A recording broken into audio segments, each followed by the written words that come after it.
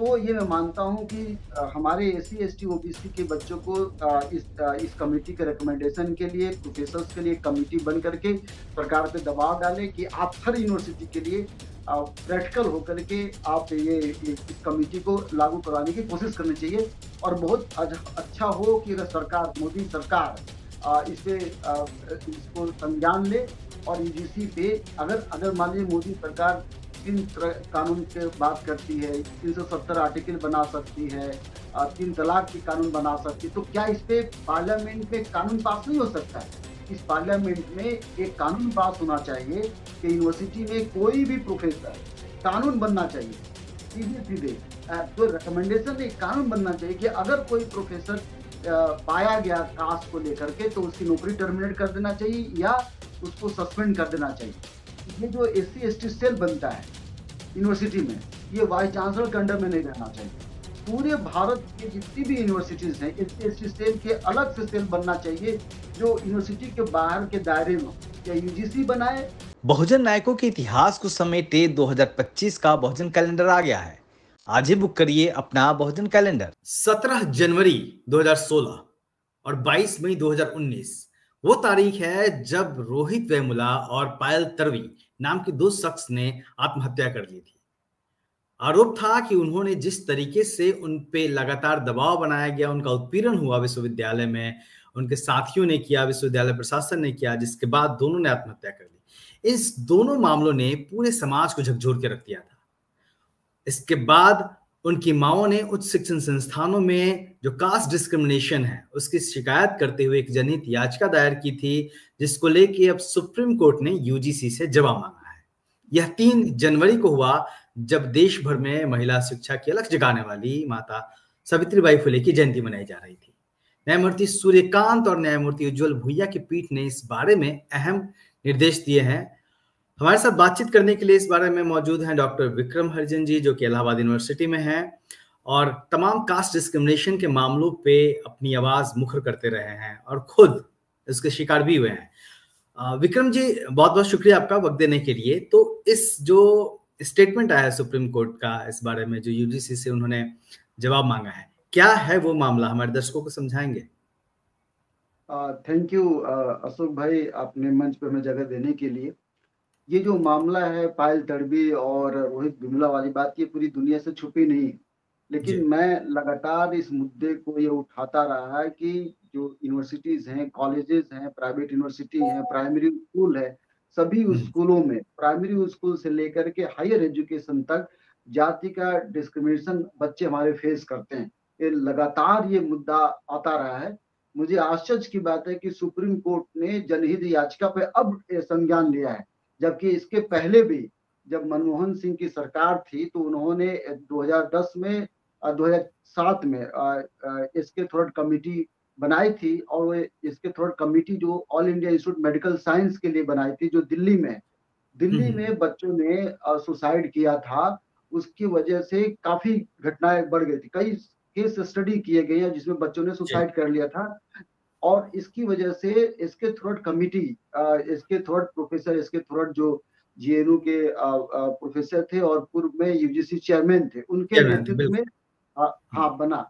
और उन्होंने इस बात को देखा, जाकर परखा और ये पाया कि जाति के आधार पे नंबर दिए जाते हैं, जाति के आधार पे हॉस्टल दिए जाते हैं, जाति के आधार पे उनको अलग से बैठाया जाता है। मैं आपको इसके थ्रोट कमिटी का वो रेकमेंड जो घटनाएं हैं वो पढ़कर बताता हूँ कि टीचिंग में, जो शिक्षण संस्थान में, शिक्षण में कैसे बच्चों के साथ डिस्क्रिमिनेशन किया गया। डाटा बताता है कि 72% बच्चों के साथ, 72%, ये डेटा बहुत इंपॉर्टेंट है, 72% बच्चों के साथ किसी न किसी फॉर्म में डिस्क्रिमिनेशन किया जाता है, ये बच्चे कह रहे हैं। 85% बच्चे ये बताते हैं, एससी के बच्चे, की अपर कास्ट के टीचर उनको समय नहीं देते हैं। जैसे क्लास में पढ़ाते वक्त आप अपर कास्ट के बच्चों, मैंने पाया है कि अपर कास्ट के टीचर अपने बच्चों को समय देते हैं, 10 मिनट 15 मिनट चैम्बर में बुला कर समय देते हैं, लेकिन हमारे दलित बच्चों को चैम्बर में बुलाने का इनके पास समय नहीं होता, बात करने का समय नहीं होता। 92% ये बताते हैं कि जो इंटरव्यू होते हैं, वाइवा वोसा जिसे कहते हैं, उसमें नंबर कम दिए जाते हैं। अब पहले जब एनुअल मोड होता था तो 100 नंबर का एक पेपर वाइवा वो से होता था, उसमें अक्सर बच्चे शिकायत करते थे कि नंबर कम होता है।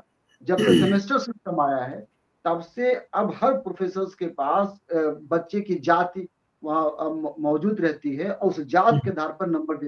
इस मुद्दे को मैंने बड़ी जोर से उठाया था और कमीशन के पास भी मैं गया था। इस पे हम लोग बाद में बात करेंगे। कमिटी रिपोर्ट बताती है 40% बच्चे बताते हैं कि ये अपर कास्ट के प्रोफेसर जानबूझ करके हमारे एससी के बच्चों से कठिन क्वेश्चन करते हैं ताकि वो फेल हो जाए। इतना ही नहीं, एम्स में ये सब्जेक्ट वाइज उन्होंने बताया है कि जैसे माइक्रो एंटोमी हिस्टोलॉजी है, उसमें 60% बच्चों से जानबूझ करके कठिन क्वेश्चन करते हैं और फेल हो जाए। फिजियोलॉजी प्रैक्टिकल में 48% बच्चों के साथ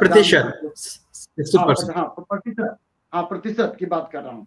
बायोकेमिस्ट्री में प्रैक्टिकल में 40% बच्चों के साथ जानबूझ करके इन्होंने कठिन क्वेश्चन पूछा, कमिटी कहती है। माइक्रोबायोलॉजी में करीब 32% बच्चों के साथ और क्लिनिकल एग्जामिनेशन में 32% बच्चे। ये सवाल ये इसके थोड़ा कमिटी ने बच्चों से केस स्टडी किया है पूरे घूम करके। अगला बता कि 76% बच्चे बताते हैं, एससी के बच्चे 76% बच्चे बताते हैं कि उनके पेपर में ठीक से इवैल्यूएट नहीं किया जाता। जैसे अपर कास्ट का बच्चा है उसका पेपर आप ठीक से जांचते हैं और लोअर कास्ट का बच्चा, चूंकि आपके पास सेमेस्टर सिस्टम होने के नाते आपके पास रिकॉर्ड रहता है, उसमें आप जानबूझ करके जानते हैं। मान लीजिए मेरा नाम विक्रम हरिजन है तो आप कम नंबर दिए और उसी पे, और मैंने अनुभव किया है। इसके बाद आप ये देखिए कि 88% बच्चे बताते हैं, 88% बच्चे बताते हैं कि जानबूझ करके कुछ नंबर ये कम कर देते हैं बार बार। 76% अपर कास्ट के लोग जो टीचर्स होते हैं कहते हैं कि जाति नहीं पूछते। यहाँ पे कमिटी कहती है कि 76% अपर कास्ट के प्रोफेसर बच्चों की जाति पूछते हैं, क्लास के बाहर भी, क्लास के बाद भी। ये दशा केवल टीचिंग का है। थोरट कमिटी ने हॉस्टल के बारे में बताया है कि सोशल आइसोलेशन होता है हॉस्टल के अंदर। अब तो ये जो नया यूजीसी से जवाब मांगा गया है, दोनों न्यायमूर्तियों ने ये बात कही है, तो इससे क्या बदल जाएगा? क्योंकि देखिए एक कास्ट डिस्क्रिमिनेशन जो है उसको लेके रोकने के लिए तमाम कानून पहले से ही है ऑलरेडी। तो कॉलेज के भीतर जो कास्ट डिस्क्रिमिनेशन होता है वो और जो आमतौर पे कास्ट डिस्क्रिमिनेशन होता है वो अलग क्या है? कानून तो है ही ना। देखिए सुप्रीम कोर्ट भी खाका पूर्ति कर रही है। मुझे नहीं लगता कि इसके गाइडलाइन से हम कोई बड़ा काम करने जा। अब यूजीसी से मांगा गया है तो यूजीसी क्या करेगी? देखिए अब तक हर यूनिवर्सिटी में एससी/एसटी सेल बैठा है, इक्वल अपॉर्चुनिटी ऑफिस भी है और महिला के क्षेत्र में जी कैस भी है। तीनों संगठन होने के बावजूद भी क्लासरूम के बाहर लगातार ये घटनाएं घट रही है। 2023 के आंकड़े बताते हैं कि 40 बच्चों ने सुसाइड कर लिया। ज्यादा पुरानी बात नहीं, 2023 अभी पिछले ही कुछ वर्षों में। तो अगर ये सब देख रहे हैं तो मुझे लगता है कि यूजीसी क्या करेगी। आपको पता है कि आरएसएस की सरकार है, बीजेपी की सरकार है, वो क्या करेगी? यूनिवर्सिटी से रिपोर्ट मांगेगी, यूजीसी रिपोर्ट मांगेंगे यूनिवर्सिटी से रिपोर्ट मांगे। यूनिवर्सिटी क्या कि देखिए भाई हमारे यहाँ तो कास्ट होता ही नहीं है। क्यों नहीं होता? क्योंकि यहाँ पे दलित प्रोफेसर को आगे कर देंगे, दलित लड़कों को आगे कर देंगे, एक रिपोर्ट बना देंगे।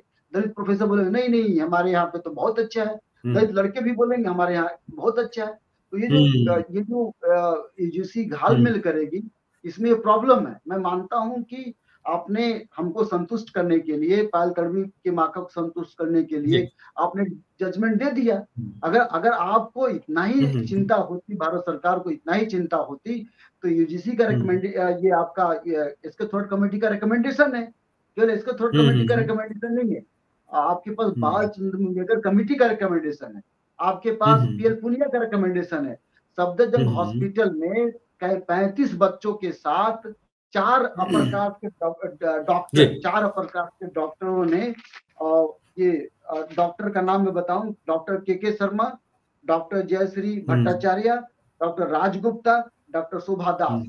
अब इसमें देखिए आश्चर्य की बात है कि ओबीसी के लोग भी, तो ओबीसी और अपर कास्ट के लोग मिल करके लिपापुती करेंगे, कह देंगे नहीं है। फॉर इंस्टेंस मैं इलाहाबाद यूनिवर्सिटी में हूँ। अब मैंने जब इसके कमीशन में गया कि भाई जाति के आधार पर नंबर दिए जाते हैं, तो कमीशन ने जब वाइस चांसलर को लेटर भेजा तो वाइस चांसलर ने नाराज होकर के मुझे लेटर भेजा कि आप साबित करो कि जाति के आधार पर नंबर दिए जाते हैं। तो बच्चे क्यों कोई बोलेगा कि जाति के आधार पर नंबर दिए जाते हैं, वो तो डरने लगे। मैंने तो फिर उन्होंने क्या कमीशन के पास लेटर क्या गया, कमीशन के पास वाइस चांसलर ने हमारे इलाहाबाद यूनिवर्सिटी के लेटर भेजा कि नहीं नहीं जी यहाँ पे कोई डिस्क्रिमिनेशन नहीं होता, अलबत्ता विक्रम के खिलाफ इतने लेटर आए हुए हैं कि हम लोग इनको टॉलरेट करते, ऐसा हमारे अच्छा विक्रम जी, जी जी जी, आज विक्रम जी देखिए, तमाम लोगों का जिक्र किया आपने, सुखदेव थोराट का जिक्र किया आपने, मुंगेकर जी का जिक्र किया, पीएल पुनिया का जिक्र किया, तमाम रिपोर्टें दी गई हैं और सब पब्लिक फोरम में है, सरकार के सामने है, संस्थाओं के सामने है कि ये होता है।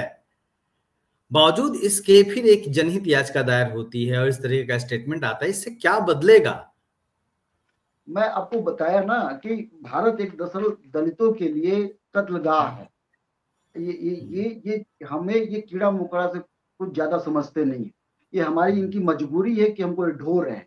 इनका आज बस चले तो ये हमको मार कर निकाल दें, ढोने के लिए, क्योंकि सरकार बनानी है, डेमोक्रेसी है, मजबूरी है, लिबर्टी इक्वालिटी फर्टर्निटी की बात है। जिस तरह से राइट विंग का शासन पूरी दुनिया में चल रहा है, अगर इसको रोका नहीं गया तो आप ये समझिए कि वो दिन दूर नहीं कि जो मनुस्मृति कभी लागू हुआ करता था भारत में, वही दोबारा से लागू होगा। ये तो कुछ अच्छा, आवाजें जी कंप्लीट करिए। हाँ, मैं कह रहा हूँ ये कुछ आवाज है जिसकी वजह से डरते हैं। ये बाबा साहब ने संविधान ना बनाया होता तो ये संभव ही नहीं था कि जिसपे हम बात कर रहे हैं, ये संभव ही नहीं था कि सुप्रीम कोर्ट जजमेंट गाइड करे। अगर सुप्रीम कोर्ट इतना ही भला तो क्लोजन सिस्टम में क्यों हमारे अच्छा ठीक है, ठीक है।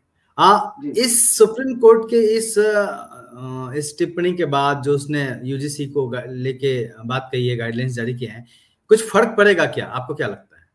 मैंने आपको पहले बताया कि कोई फर्क नहीं पड़ेगा। फर्क इसलिए नहीं पड़ेगा क्योंकि सुप्रीम कोर्ट में ही अपर कास्ट है और वाइस चांसलर भी अपर कास्ट है। कोई दलित वाइस चांसलर, बताइए, एक दलित वाइस चांसलर है, एक एसटी का वाइस चांसलर है और 3 ओबीसी वाइस चांसलर है। तो जब एक वाइस चांसलर है, मान लीजिए उसके पास रिपोर्ट मंगाया जाता है, तो वो बेचारा पता नहीं कैसे करेगा, वो तो डरे हुए हैं लोग हैं। अब डरे हुए लोग हैं, मान लीजिए वाइस चांसलर ने कहा, किसी जो दलित वाइस चांसलर ने कहा कि ठीक है, यूजीसी ने मांगा है तो कास्ट के आधार पे हम डेटा तैयार कराएं और 10 साल का, तो पता है इंटरनली जो वाइस प्रोफेसर हैं वही विद्रोह कर देंगे। आप कैसे मांग रहे हैं, कोई डेटा अवेलेबल नहीं है, अगर डेटा और नहीं तो जला देंगे, कह देंगे डेटा ही नहीं है। अगर मान लो रिसेंटली डेटा मांग लिया, मैं 5 साल का डेटा मांग लिया, तो 5 साल का डेटा में भी ये लीपापोती करेंगे।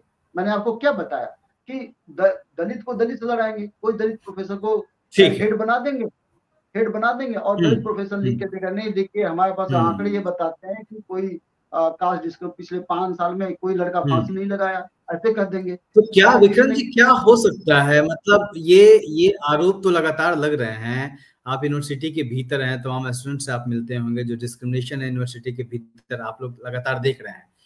क्या कोई तरीका है जिससे छात्रों को प्रोटेक्ट किया जा सके?